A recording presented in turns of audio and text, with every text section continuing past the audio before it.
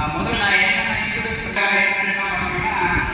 Radio marketing radio marketing சொல்லுவேன். அந்த telecommunication என்னுடைய டெக்னாலஜி பார்த்தீங்கன்னா நான் படித்தது வேலை செஞ்சது ரிட்டையர்ட் ஆனது எல்லாமே டெலிகம்யூனிகேஷன் ஒயர்லெஸ் ஒயர்லைன் சேட்டலைட் டெக்னாலஜி வந்து பண்ணியிருக்கோம். ஸோ அதுக்காக 2004 உலகத்திலே மொத்தம் 7 பேர் அந்த விருது. அதில் India south east Asia Pacific ரீஜனில் நான் ஒருத்தனா விருது வாங்கியிருக்கேன். கோல்டன் காயின் நேஷனல் அவார்டு 2004 அப்புறம் யாரை கேட்டாலும் எல்லாரும் சொல்லுவாங்க சரிக்கும் பிளேயர்ஸ் எல்லாருமே கவர்மெண்ட் வந்து அவங்க டிஓடி வந்து அவங்க சொல்லி ரேடியோ மார்க்கோனி. ஏன்னா Marconi is the founder of radio. வானொலி தந்தை மார்க்கோனி அவருடைய நிறுவனத்தில் ஆக்சஸ் இருக்கு. தொடர்ந்து சொல்லக்கூடிய நெட்வொர்க் மேனேஜ்மெண்ட் தொடர்ந்து சேவை ஆட்டை கொண்டு தான் இருக்கிறோம். ஆனால் ரிட்டையர் ஆகிருக்கோம். அப்போதான் இந்த ஒரு விஷயத்தை எடுத்துக்கிறாங்க. டெல்லியில் தமிழ்ச்சங்கத்தான் முதல்ல கேட்டேன். இப்போ யாருமே இல்லையே கல்யாணம்னா நான் யாருமே அவர் காலேஜ் உறுதியை கவனிச்சுக்கிறாரு.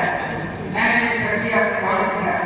இப்போ அவர் அந்த குரூப்பை ஏன் உருவாக்கினார், அதனால என்ன நன்மை அப்படிங்கிற சில விஷயங்களை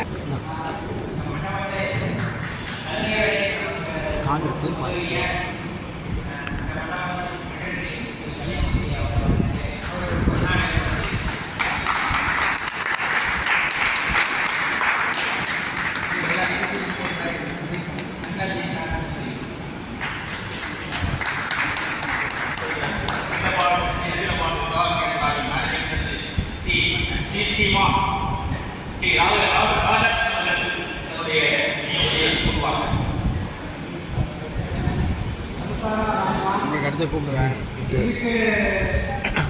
மூலம் விதை வேறு அப்படிங்கிறது தான். ஒரு வயசு 86 ஆலமரம் சொல்லுங்க. ஒரு வயசு 2 வயசுல 86 வயசு. ஆனால் நாங்கள் நாட்டுடைய அப்ரூவ் போகும்போது எங்கள் கூட வந்து எங்களுக்கு ஒத்தாசையாக இருந்தார். நாங்கள் இப்போ டெல்லி போயிட்டு வந்தோம்,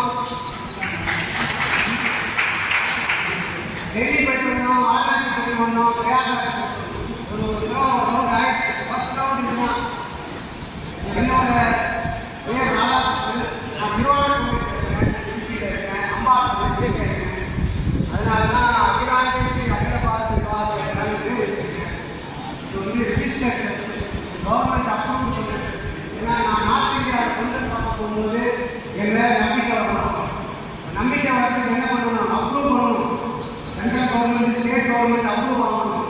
அப்ரூவ் வாங்கினாலும் தமிழ்நாட்டில் 1000 டாக்குமெண்ட் பண்ணியிருக்காங்க.